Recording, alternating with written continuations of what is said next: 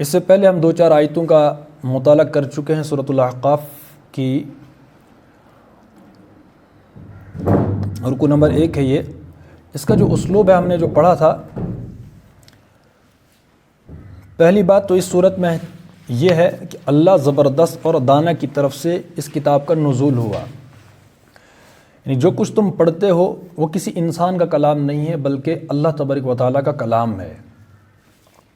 اور اللہ تبارک و تعالیٰ زبردست بھی ہے اور حکیم بھی ہے. دیکھیے 2 چیزیں ہیں اس میں. ایک ہے زبردست. زبردست کو تھوڑا سمجھنے کے لیے یوں سمجھیں کہ ایک ایسی ہستی جو کوئی بات کہے تو اس کو کوئی ٹال نہ سکے، کوئی حکم دے تو اس کے حکم کو کوئی روک نہ سکے، اس کی بات کو کوئی چیلنج نہ کر سکے. تو زبردست کا یہ مفہوم ہے. لیکن اس کے ساتھ جو ہے کوئی انسان اگر کوئی کلام کرے، اس کے پاس قوت ہے، طاقت ہے، زور ہے، کوئی بات کہے تو ڈر کے مارے، خوف کی وجہ سے انسان اس کی ہر بات کو سر آنکھوں پر لے سکتا ہے. لیکن یہ ضروری نہیں ہے کہ وہ انسان زبردست طاقت رکھنے کے باوجود وہ حکیم بھی ہو، دانا بھی ہو، اس کی ہر بات حکمت پر مبنی ہو. ایسا یہ ممکن نہیں ہے. لیکن اللہ تبارک و تعالیٰ کے ساتھ یہ چیز ناگزیر ہے کہ اللہ تبارک و تعالیٰ زبردست بھی ہے، لیکن صرف زبردست ہی نہیں ہے بلکہ حکیم بھی ہے. یعنی جو کچھ باتیں انہوں نے یا جو کچھ باتیں اللہ تبارک و تعالیٰ نے قرآن میں نازل کی ہیں وہ حکمت سے پر ہیں. ایک ایک حرف حکمت سے پر ہے. زبردست بھی ہے.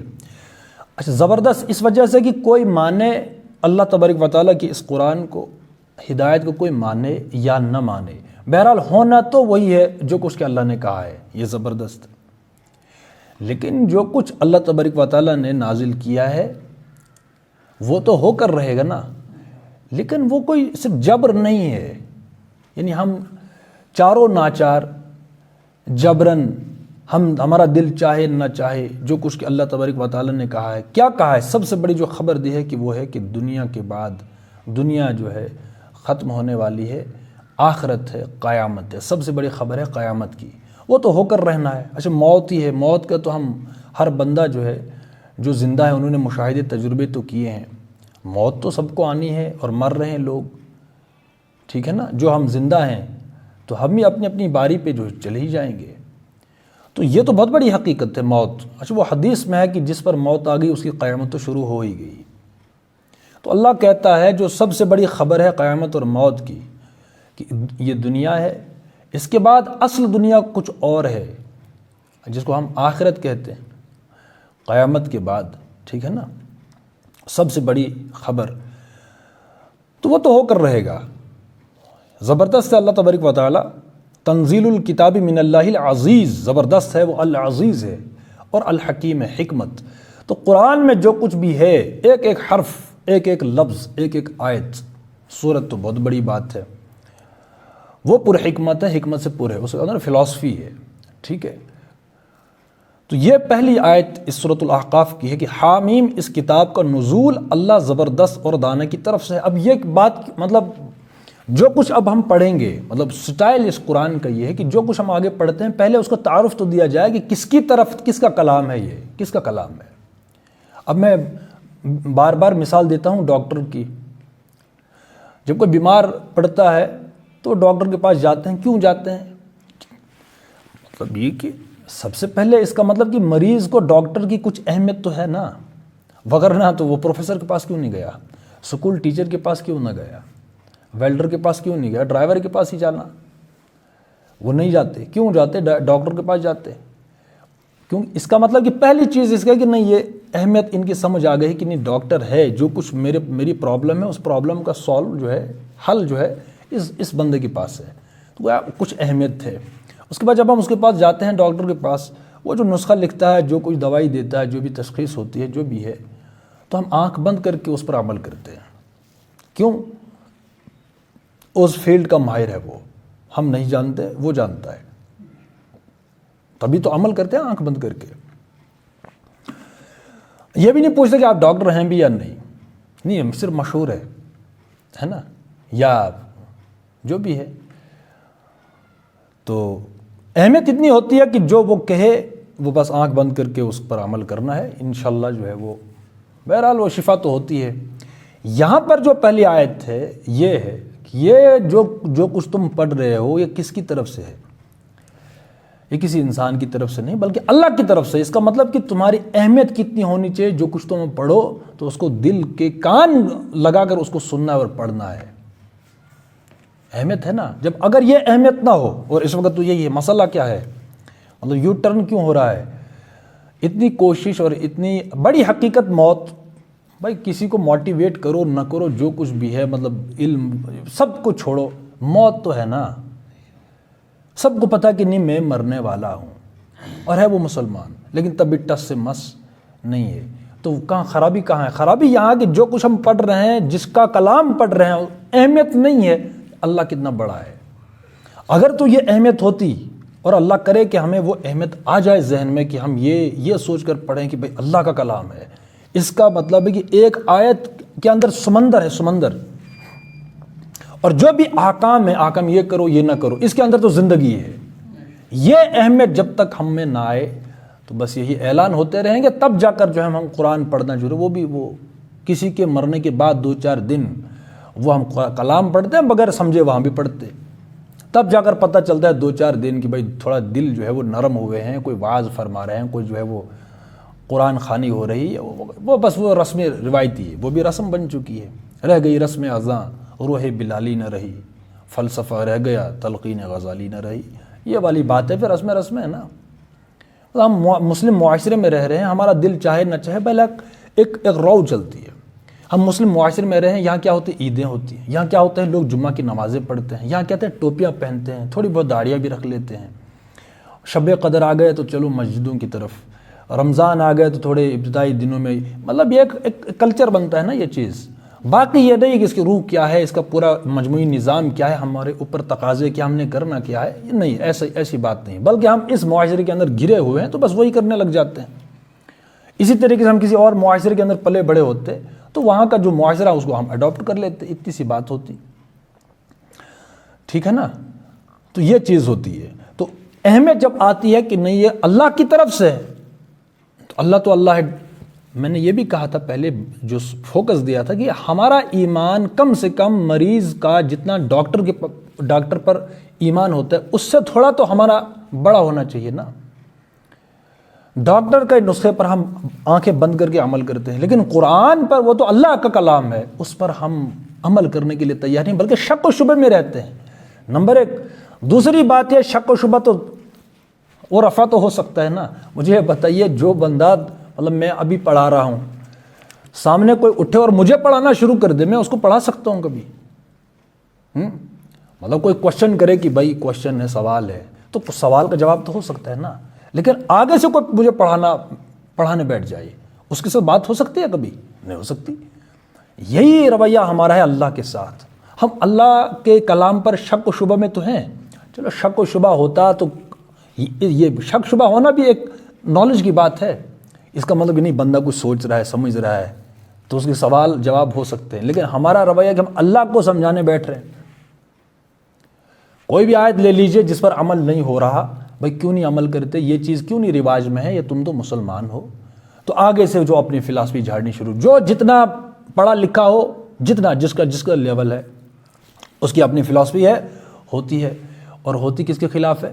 اللہ کے خلاف۔ نہیں یہ ایسے ہے پھر ویسے ہے، نہیں تب معاشرہ تھا آج یہ ہے، وغیرہ وغیرہ، اس لیے ہم عمل نہیں کرتے۔ کیوں نہیں کرتے؟ نہیں اس وقت سیوٹیبل نہیں ہے، اس پر عمل ہوگا تو یہ ہوگا وغیرہ وغیرہ۔ اور اگر کسی نے عمل کر بھی لیا تو اس کے خلاف پروٹیسٹ ہوتا ہے، تم کون ہو، تمہیں ہمت کیسے آئی تمہیں؟ اور ایک اجتماعی ماحول جب بنتا ہے نا کسی چیز کے لیے، تو پھر وہاں عمل کرنے کے دور دور تک راستہ دکھتے نہیں ہیں۔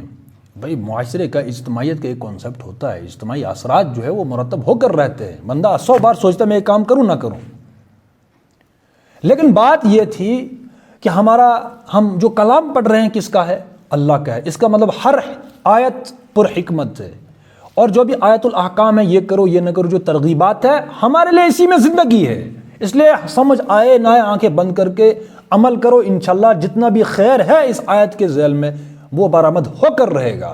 یہ ہمارا ایک وہ سٹائل ہونا چاہیے تھا قرآن پر عمل کرنے کا، تو اللہ ماشاءاللہ زندگی ملتی کہ نہیں ملتی؟ وہی ڈاکٹر جب نسخہ دیتا ہے ہم اس کو لیب میں جاتے ہیں، پہلے خود سے نہیں، تھوڑا تو جو ہے تحقیق کرو کہ بھائی یہ جو ہے ٹیبلٹ ہے اس میں کیا ہے کیا نہیں، وہ کچھ نہیں، انہوں نے لکھ دیا، ہم نے خرید لیا، کھا لیا، تو شفا ہوئی کہ نہیں ہوئی؟ ہوئی۔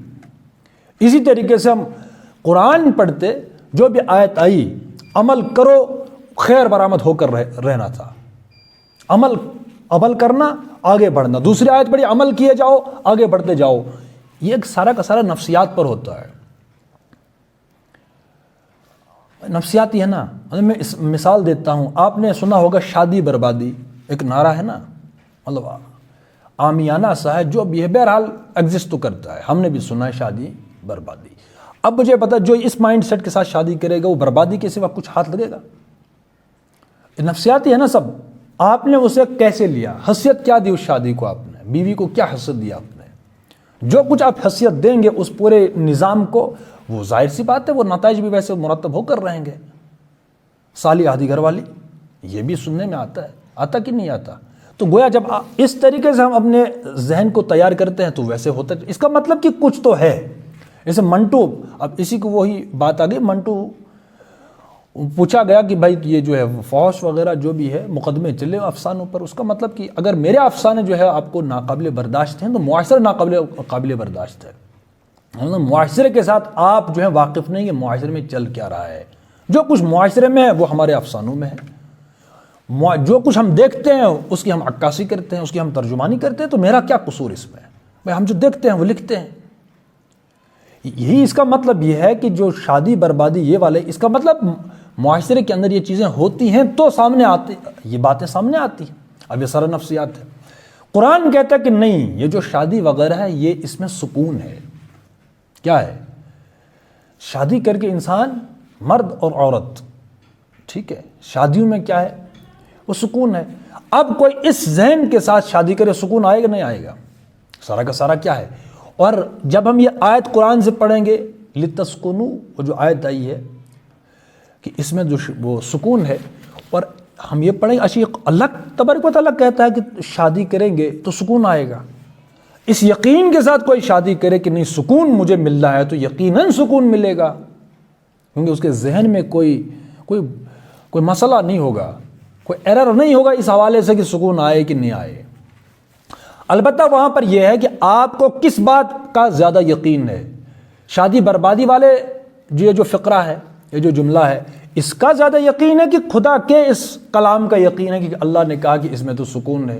اب یہ تو میرے ایمان پر ہے، میری جو بھی نفسیات میں نے تیار کی ہے، کس کے کلام پر، وہ ڈیسائیڈ کرے گا کہ میں کس پر سیٹسفائی ہو رہا ہوں، سکون لے رہا ہوں میں یا نہیں لے رہا۔ وہ ایمان پر ہے کہ آپ کس کو زیادہ اہمیت دے رہے ہیں، کلام، انسان کے کلام کو اہمیت دے رہے، یہ تو کلام تو نہیں ہے نا، انسان تو انسان ہے، انسان نے جو بھی وہ بکتے رہتے ہیں، یہ والے فقرے، اس پر ہمارا زیادہ ذوق مرتا ہے یا اللہ کا کلام ہم پڑھتے اس پر زیادہ ایمان ہمارا ہوتا؟ تو یہ سارا کا سارا یہ ہے اہمیت، ہم اللہ تبارک و تعالیٰ کے کلام کو اس نیت اور اس ایمان کے ساتھ پڑھیں کہ اللہ تبارک و تعالیٰ کی ہر آیت پر حکمت ہے، اور ہر آیت الاحکام جتنی بھی ہیں، یہ کرو یہ نہ کرو، اس میں ہمارے لیے زندگی ہے، خیر ہے۔ سمجھ آ گئی تو بہت اچھی بات ہے، کوئی آیت مطلب یہ کیوں کرنا ہے، کچھ تو لگ رہا ہے وغیرہ وغیرہ، لیکن سمجھ نہ آئی تو ہم تب بھی اس پر عمل کریں گے۔ کیوں؟ کیونکہ اللہ کی طرف سے ہے۔ اگر اللہ نے ہمیں حکم دیا ہے یا ترغیب دیا کسی بھی شعبے کو، کسی بھی مسئلے کو، جو بھی چیز ہے کرنے کی، اللہ کی طرف سے ہے، تو انشاءاللہ اگر اللہ نے کہا ہم پہلے عمل کریں گے، بعد میں اس کو سمجھیں گے، اور عمل کریں گے، خیر برآمد ہو کر رہے گا انشاءاللہ۔ یہ ہونی چاہیے ہماری اپروچ۔ ایک مسلمان تو کہتے ہیں اسی کو ہے، وہ بندہ ہے بڑا فلاسفر، عمل کے نتیجے میں کوئی آیت سمجھ آ گئی قرآن کی، قرآن سارا کا سارا عمل ہے۔ اب ہم نے خطبہ پڑھا تھا جب حضور صلی اللہ علیہ وسلم طائف گئے، کیا حالت ہوئی، رونگٹے کھڑے ہو جاتے ہیں۔ اب مجھے بتائیے اگر ہم یہاں پیراگراف پڑھیں کاغذ پر، کیا وہ کیفیت بن پائے گی جو حضور صلی اللہ علیہ وسلم کی کیفیت تھی اس وقت؟ تو کیا ہے قرآن، کون سی کتاب ہے؟ پریکٹیکل، یعنی جب ہم وہ کام کریں گے تو وہ آیت سمجھ آئے گی، وغیرہ نہیں آئے گی۔ ہاں یہ معلومات ہوگی ایسا ہوا تھا، تاریخ برے تاریخ ہے، ایک واقعہ ہے. لیکن قرآن عام این کتابیں نیست چیزیں دیگر است، یہ تو الگ کتاب ہے. وہ کون سی کتاب ہے؟ جب تک ہم یہ جو راستہ دکھاتا ہے اس راستے پر ہم نے دوڑنا ہے، یہ تقاضا کرتی ہے، وگرنہ یہ وہ ٹیبل کی کتاب نہیں ہے. ہم نے سمجھا ہے اس کو ٹیبل پر بیٹھ کر، کرسی پر بیٹھ کر نہیں، ایسی کتاب نہیں ہے. بلکہ یہ جب یہ کسی انسان کے اندرون میں چلی جاتی ہے، چون بجان در رفت جان دیگر شود، جان چوں دیگر شد جہان دیگر شود، کہ جب کسی انسان کے اندر یہ چلا جاتا ہے کلام، تو اس کا جو اندرون ہے، جو وجود ہے، وہ کچھ اور ہوتا ہے. جب انسان کا اندر جو ہے وہ چینج ہوتا ہے، انقلاب کی زد میں آتا ہے کہ انسان کی وجود، تو اس کے سامنے ظاہری دنیا بھی آپ سے آپ جو انقلاب کی زد میں آ جاتی ہے. تو وہ کیسے آئے گی؟ وہ ہے پریکٹیکل، کہ جو راستہ دکھاتا ہے اس پر ہم چلیں، چلتے ہوئے چلتے جائیں. وہ چلتے ہوئے آیتیں سمجھ میں آنے لگ جاتی ہیں. اچھا اس جگہ پر یہ آیت نازل ہوئی، اس جگہ پر وہ خطبہ ہوا تھا، اس جگہ پر وہ خطبہ، جب ہم لائن پر چلتے ہیں. لیکن یہ یقین ہو کہ ہم اللہ کا کلام سن رہے ہیں، اس میں کوئی ایرر نہیں ہو سکتا، اس میں کوئی شک نہیں ہو سکتا. شک یہ ہے نا، ہو نہ ہو بھئی یہ جو ہم کر رہے ہیں کہ یہ صحیح ہے غلط ہے، ہوتا ہے ڈاما ڈول تذبذب مذبذب. لیکن یقین ہونا چاہیے کہ نہیں، اللہ کا کلام ہے. انسان کے کلام یہ جھول، یہ گیپ ہو سکتا ہے نا. انسان ظاہر سی بات ہے، انسان ہے، اپنا تجربہ لگائے گا، مشاہدہ لگائے گا، کوئی صلاح دے گا، جو بھی کہے گا، لکھے گا وغیرہ وغیرہ، وہ انسان ہے. لیکن اس انسان کا خالق، پوری کائنات اور انسان کا خالق، وہ کہہ رہا ہے یہ کرو، اس کا مطلب زندگی اسی میں ہے. بنی اسرائیل کو جب کہا گیا کہ جب فلسطین میں ایک بستی آباد، وہ ایک قوم آباد ہے، جاؤ ان کے ساتھ لڑو اور ارض فلسطین تمہاری مقدر ہوگی، تمہارے قبضے میں آئے گی. اب وہ لوگ ناچتے ہوئے جاتے وہاں کہ نہیں جاتے؟ جانا چاہیے تھا کہ نہیں جانا چاہیے تھا؟ کہ اللہ نے کہا کہ یہ جو سرزمین ہے یہ تمہاری مقدر ہو جائے گی، صرف اس قوم کو وہاں سے بھگاؤ جو اس وقت وہاں پر موجود ہے، آباد ہے. ان کا کام یہ ہونا چاہیے تھا کہ وہ دوڑتے ہوئے ناچتے ہوئے جاتے اور وہاں ان کے ساتھ جو کچھ اللہ نے کہا وہ کرتے. اب تو جب شامت آتی ہے وہ یوں آتی ہے. اب انہوں نے جو جواب دیا وہ دیا کہ نہیں، وہاں ایک جابر قوم ہے، طاقتور قوم ہے، وہ ہم ان سے نہیں لڑ سکتے، اور جب تک وہ قوم وہاں سے ہٹے گی نہیں، ہم وہاں نہیں جا سکتے، ہم ان سے لڑ نہیں سکتے، ان کے پاس بہت قوت ہے، طاقت ہے، ہم نہیں جاتے.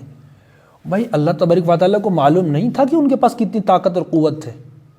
وہ اللہ کو تو معلوم، تبھی تو اللہ نے کہا کہ جاؤ ان کو بھگاؤ اور خود وہاں آباد ہو جاؤ. لیکن انہوں نے کیا کہا؟ وہی اپروچ پروٹیسٹ کی اور وہ سمجھانے کی. اللہ کو سمجھانے بیٹھ گئے کہ نہیں وہاں ایسی قوم ہے، فلاں قوم ہے. وہ جب بھائی اللہ نے ان کو خود پیدا کیا ہے، اللہ کو معلوم نہیں کہ ان کے پاس کتنی قوت، کتنی طاقت ہے، کتنی نفری ہے، لیکن اللہ کو سمجھانے بیٹھ گئے. وہ سزا ہوئی پوری بنی اسرائیل کو. تو یہ ہے کہ اللہ کی طرف سے کوئی آیت آ گئی ترغیب والی، اچھا اللہ کی طرف سے، اس کا مطلب کہ یہ کام تو ہو کر رہنا ہے. اگر وہ بنی اسرائیل اس وقت گئے ہوتے تو جو کچھ اللہ نے کہا تھا وہ ہو کر رہنا تھا. اس لیے ہمارا یہ ہونا چاہیے، سٹائل ہمارا یہ ہونا چاہیے کہ کوئی بھی آیت پڑھیں ہم اتنا بس مستحضر رہے ہمیں، اچھا یہ آیت یہ بات قرآن میں ہے، بس ہمارے لیے کافی ہونا چاہیے عمل کرنے کے لیے. بس قرآن میں ہے یہ بات. بھائی بندہ چونک جاتا ہے نا کبھی کبھی کہ بھائی یہ بات تم نے فلاں بندے سے سنی، وہ بھائی فلاں بندے سے، ہوتا ہے نا، ایک تعجب ہوتا ہے. مطلب ایسی بات سنو کسی کے منہ سے کہ بھائی اس کا مطلب مجھے پرمیشن مل گئی، ان سے مجھے پرمیشن مل گئی. بار بار بندہ کہتا کہ بھائی انہوں نے کہا، مطلب ایک وہ خوشی مسرت ہوتی ہے نا اس میں. تو کیا مطلب ہوتا ہے کہ اب انہوں نے کہا، اس کا مطلب کہ اب تو 101% میں نے یہ کام کرنا ہے. مطلب ان کی طرف سے اگر یہ توثیق ہے، خوشی ہے، مطلب میں نے تو کرنا ہی کرنا ہے اب کام، کیوں؟ اجازت مل گئی. دوسرا ایک تعجب ہے اگر آپ کو یہ ہو کہ بھائی وہ بندہ ایسا کام نہیں کر سکتا یا نہیں بول سکتا، تب بھی تعجب ہوتا ہے، بھائی مجھے یقین نہیں ہو رہا وغیرہ وغیرہ. لیکن یہاں تو کلام کس کا؟ اللہ کا. ہم اتنا تعجب ہونا چاہیے تھا خوشی والا کہ یہ بات جو ہے وہ اللہ کہہ رہا ہے کلام میں، اور آخری کلام ہے، قرآن ہے. اتنی خوشی ہونی چاہیے تھی کہ ہم اس عمل کو ناچتے ہوئے کرتے، رقص کرتے ہوئے کرتے. کہ کیوں؟ اللہ کی طرف سے ہے، اس کا مطلب کہ اس میں تو پوری زندگی ہے ہماری، کچھ تو ہے کہ اللہ نے قرآن کے اندر تذکرہ کیا۔ بھئی چھوٹی بات نہیں ہوتی کہ اللہ کسی بات کو کوٹ کرے، یا اللہ تبارک و تعالیٰ کا کلام کا حصہ ہو کوئی بات جو کچھ کہ میں نے اور آپ نے کرنی ہے۔ مان لو نماز پڑھنی ہے، مطلب ویسے اگر ہم ابتدا سے تھوڑی بہت اس کو دیکھیں، اچھا نماز بھئی کیا ہوتی ہے نماز؟ بھئی قرآن میں، وہ قرآن میں نماز کا ذکر ہے، بس ہمارے عمل کرنے کے لیے اتنا ہونا چاہیے، کافی تھا، اتنا کافی ہونا چاہیے تھا کہ بھائی یہ قرآن میں ہے، بس کوئی بحث نہیں آگے۔ اتنی اہمیت ہونی چاہیے تھی اللہ کے کلام کی، لیکن وہ کلام کی اہمیت ہمیں سمجھائی نہیں گئی۔ اسی طریقے تہجد ہے، مان لیجئے کوئی بھائی تہجد پڑھتے ہو، بھائی کیا ہوتا ہے تہجد وغیرہ؟ بھائی تہجد یہ ہوتا ہے، بھائی تہجد کا ذکر قرآن میں ہے، بھائی قرآن میں ہے تہجد کا ذکر۔ اب ہماری ٹریننگ ایسی ہونی چاہیے تھی، اسی وقت ہم تہجد شروع کر دیتے، مطلب اسی دن سے۔ کیوں؟ ویلیو کی، اگر تہجد کا کانسیپٹ قرآن میں ہے، سورہ بنی اسرائیل میں ہی ہے، 7ویں 8ویں رکوع میں ہے شاید، ٹھیک، اقیم الصلاۃ لدلوک الشمس الی غسق اللیل، اس کے بعد اسی آیت کے آخر پہ۔ تو اہمیت اتنی ہونی چاہیے تھی انڈرسٹینڈنگ والی کہ اگر تہجد کا ذکر قرآن میں ہے، اس کا مطلب اس کی اہمیت کتنی زیادہ ہوگی۔ اگر اہمیت نہ ہو، اگر مطلب جتنی بھی چیزوں کی اہمیت نہیں ہے تو قرآن میں ان کا کوئی تذکرہ نہیں ہے، اور جن کی اہمیت ہے ان کا تذکرہ ہے۔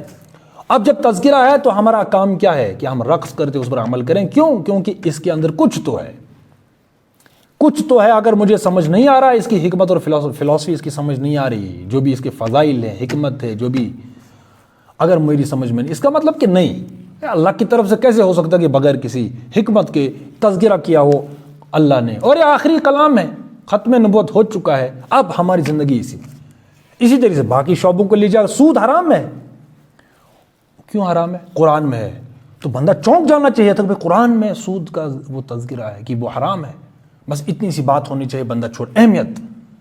اچھا سود کے متعلق اتنا بڑا گناہ ہے کہ اسلام کے اندر کوئی اور گناہ اس کے برابر ہے ہی نہیں۔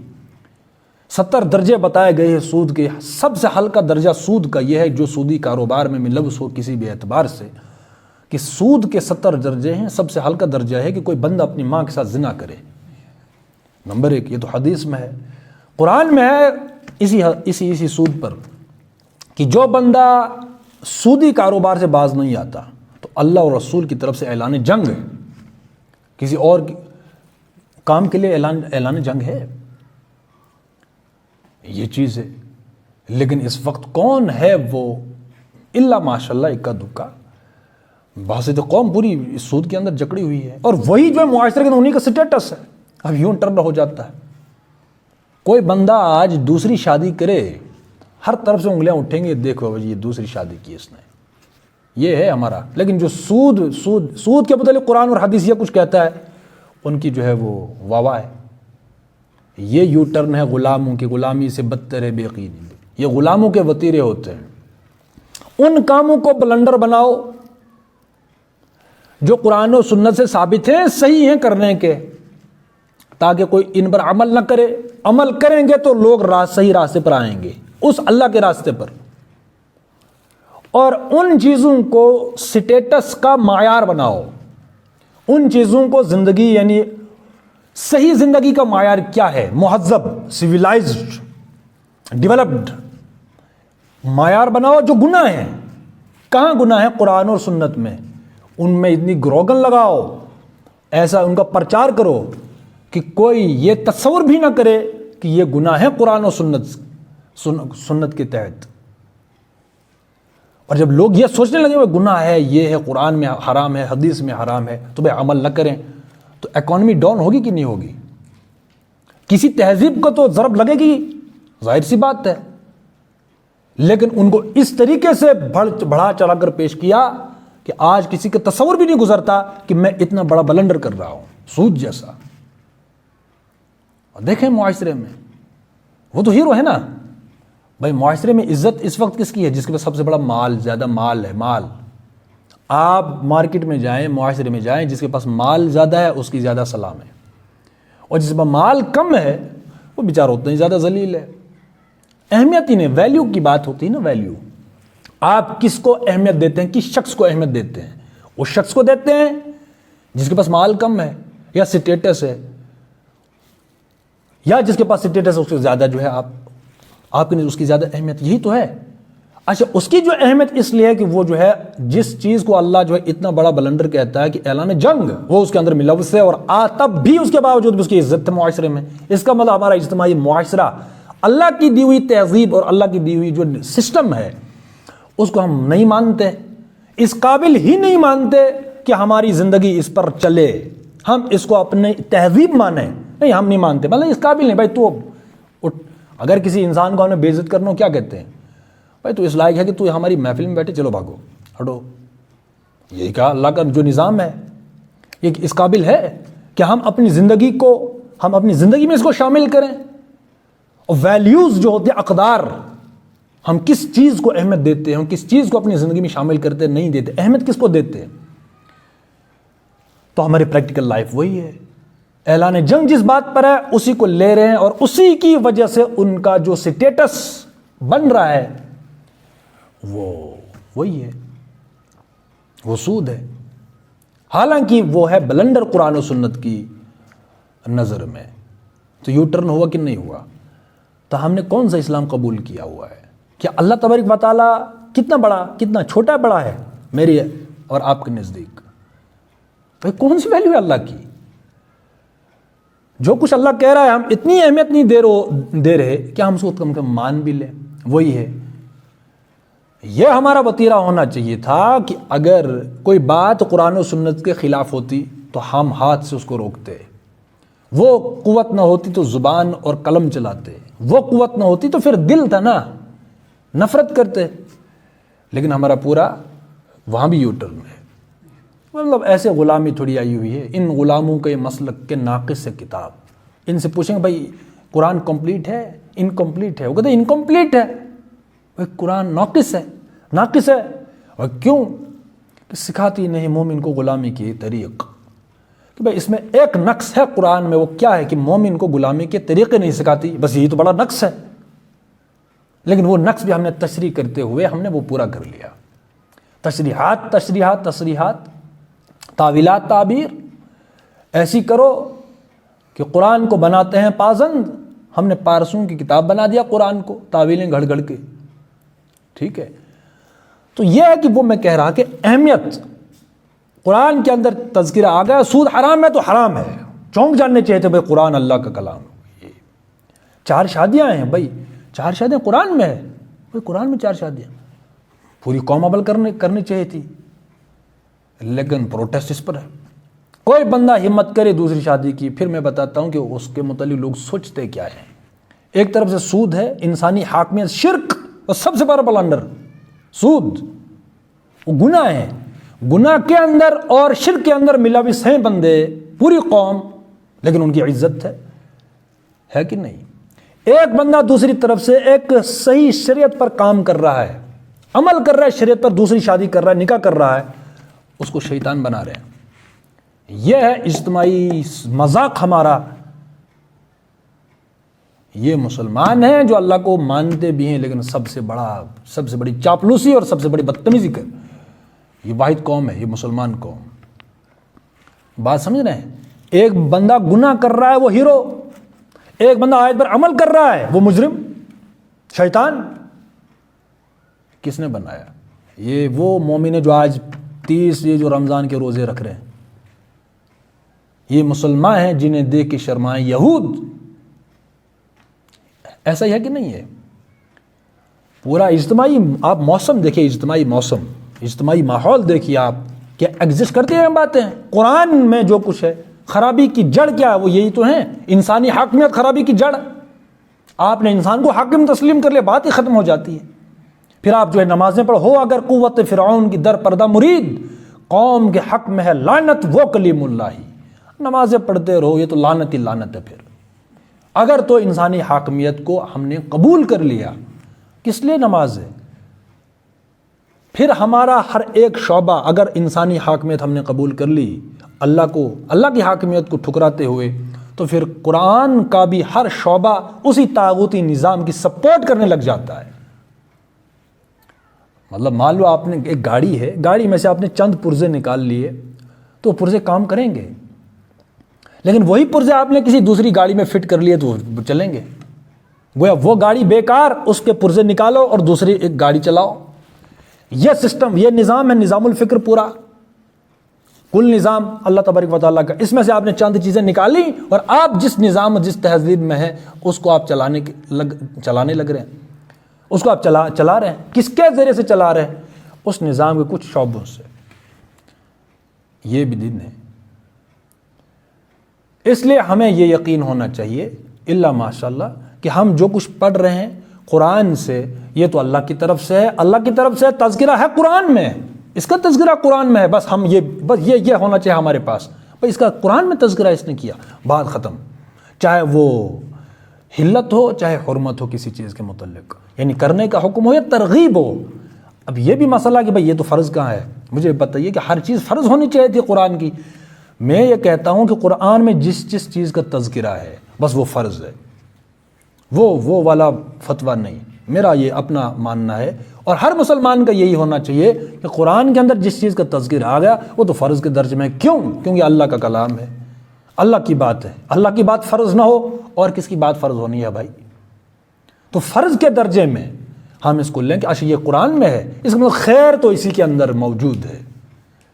یہ اس یقین کے ساتھ عمل کریں تو بات کیوں نہیں بنتی ہے؟ دیکھتے ہیں ہم اوپر کیسے نہیں پہنچتے. اب یہ ایک آیت کی ہم بات کر رہے ہیں کہ تنزیل الکتاب من اللہ العزیز الحکیم. العزیز الحکیم، میں نے کہا ہونا تو وہی ہے جو العزیز نے کہا، اس کی یہ شان ہے، لیکن وہ جو ہونا ہے اس کے پیچھے حکمتیں ہیں. وہ حکیم ہے، ایسے کوئی حکم نہیں دیا، ایسی کوئی بات نہیں ہو رہی یا ہونی ہے. کیوں؟ اللہ تو حکیم ہے.